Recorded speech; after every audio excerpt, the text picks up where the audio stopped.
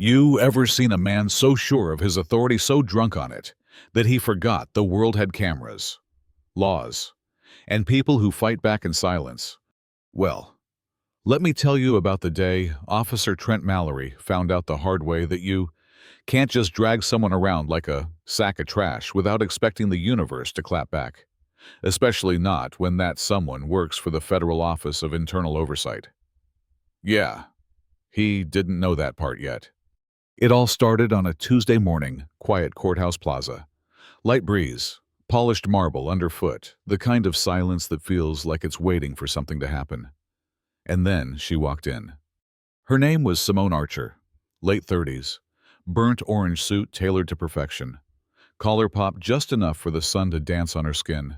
She wasn't rushing, wasn't slouching, just walking like she belonged. Not arrogant, just certain. But to Trent Mallory, she was a problem. See, Trent had a gift. He could sniff out trouble from 100 yards away. And by trouble, I mean anyone who didn't look like him. And Simone. She didn't look like anyone he'd ever respected. Trent was watching the monitors half awake in the guardroom when she walked past, except she wasn't on any monitor. That's what got under his skin. She'd somehow slipped past every camera, every motion sensor, and instead of wondering how or why, he just saw her skin. He stormed out like he had a warrant in his back pocket. Hand on holster, chest puffed, barking before he even got her name. "Stop right there," he said, like he was catching a thief mid-crime. "State your reason for being here. Now." Simone didn't blink. She just looked at him like someone inspecting a bad smell at a good restaurant and said, calmly, "I'm surveying the premises as scheduled." "You'd think that'd be enough, right?" "Wrong." Trent narrowed his eyes, took one step closer, muttered under his breath, "Only black thing supposed to be around here is the dirt." Now any normal person might flinch, walk away, maybe even cry. But Simone, she just stood there, calm as a stone, like the words were bullets bouncing off a bulletproof wall of patience. He kept going, told her she was loitering, suspicious. And when she didn't show ID fast enough for his liking, he grabbed her wrist. That's when her eyes sharpened, not angry, not scared, just focused. She said, in the softest voice, "You're abusing your authority. Everything you do after this sentence will be remembered." And Trent laughed. I mean, he really laughed like she'd just threatened him with a toothpick.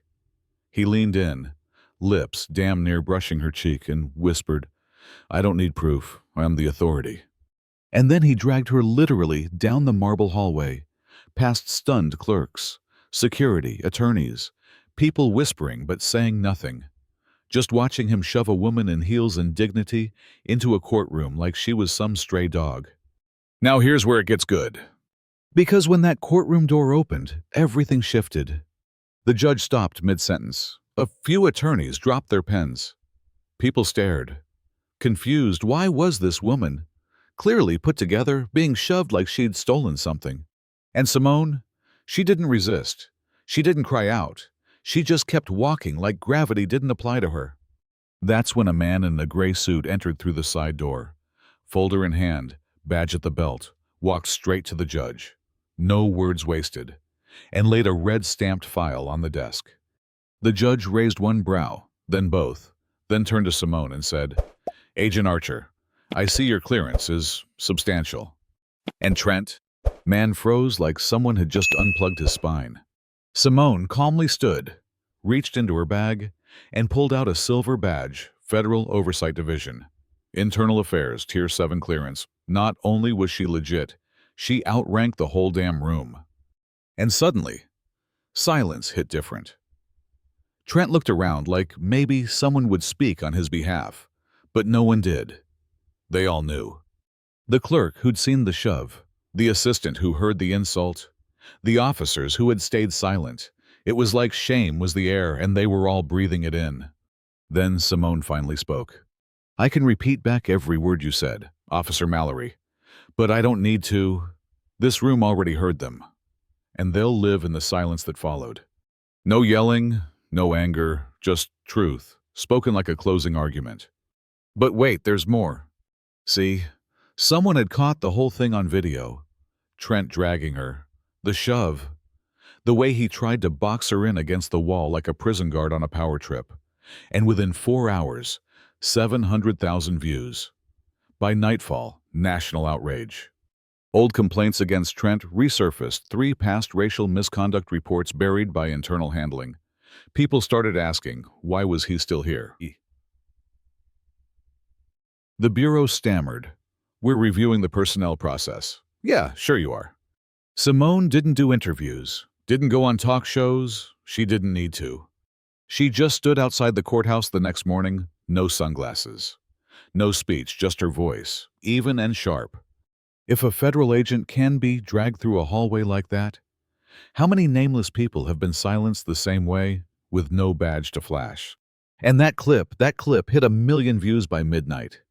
That week, officers started confessing quietly at first. One said, I saw Trent order a black woman searched 3 times in 1 hour. I didn't speak up. I was afraid.